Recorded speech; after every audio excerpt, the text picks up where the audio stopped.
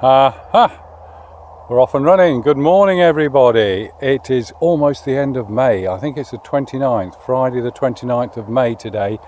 And we're in this spell of some of the most driest, sunniest weather that you can imagine. And I'm sure you're probably experiencing the same sort of weather as well. And I've just come down to a planting.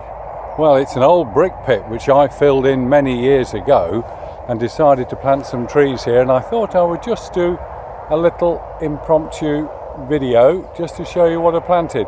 That is one of the ulmus virgatas which I got from the Conservation Foundation, and I think it was David Shreve who set up that organisation to try and propagate existing elm trees and then sell them on. I embraced that, bought 10 of them. I think I've got 7 left. I replaced 2 last year. This one here is one that I replaced. Yes, that's an ulmus Laevis. It's one that I bred myself. Absolutely delighted to get my hands on some of those. They've got no resistance, but the beetles, I think, would rather starve than land on them. And what else? Well, I think there's an ulmus minor from Boxworth there. This is another virgata. It's got huge leaves, vigorous growth, and I would be delighted if they survive, but I've got a horrible feeling now they've got to this size, they will all die. Look at the horns on these leaves. Aren't they just beautiful? Beautiful trees. Wonderful. Now then, let's just have a little walk on a bit further and see what else we can find. In 1 or 2 places I've planted the odd evergreen, and that's just to give the wildlife and the birds in particular some cover during the winter when the entire area would be completely defoliated because they lose the leaves obviously in the autumn. This is another elm tree I've got here. I think this again is another ulmus minor with the smaller leaves. I fully expect all of them to die. Because it's a filled in brick pit, there were no roots of infected trees here, and if they do die by catching the disease, the fungus, the pathogen, it will be because they've been spread by beetles. I've also put in here some plum trees, and they're prolific. We actually had a frost about a fortnight ago in the middle of June, and it did cause some damage. You'll see on this is a walnut. I just walk round here, you might see a little bit better. It just completely fried the leaves to a crisp. Look at that. It'll recover and carry on, but it did that. The frost did that to some ash trees as well, and beech. It hammered some little beech growth that I'd got on some trees. Let's just walk you through here and see what else we can find. These are some beeches, and they're really well protected. And there are a couple of copper beeches. I love copper beeches. I think in Victorian times it was quite the fashion to plant some, and I know in the village there's 1 or 2 absolutely fine specimens, and that's an ordinary beech tree there. There's some ash. I think this one, I remember planting some hornbeam, and I think that's a hornbeam there as well.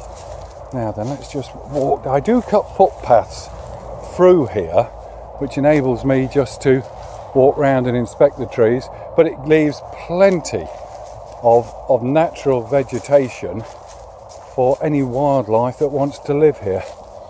And you get these areas now which are quite secluded, and you often hear a robin or wrens down here quite happily singing away. Now then, there's a couple of other trees I want to show you. Yes, here's one of them. It's this one here. Now, at the top of Beacon Hill in Leadenham, there was a huge elm tree, and the council took it down about 3 years ago, and they had to because it had become hollow.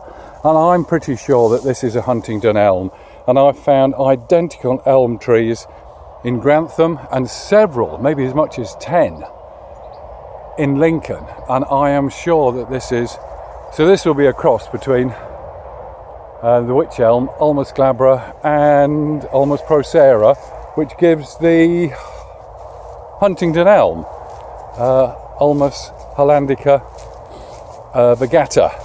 Now this is another root sucker I dug up from the same place as well, and this one's grown hugely.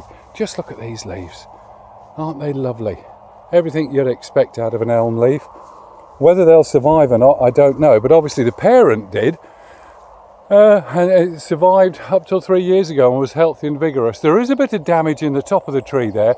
Last week we had some roaring winds for about 2.5 days, and these at the top, where they're not quite so well protected, just got battered about a bit because it's tender young growth.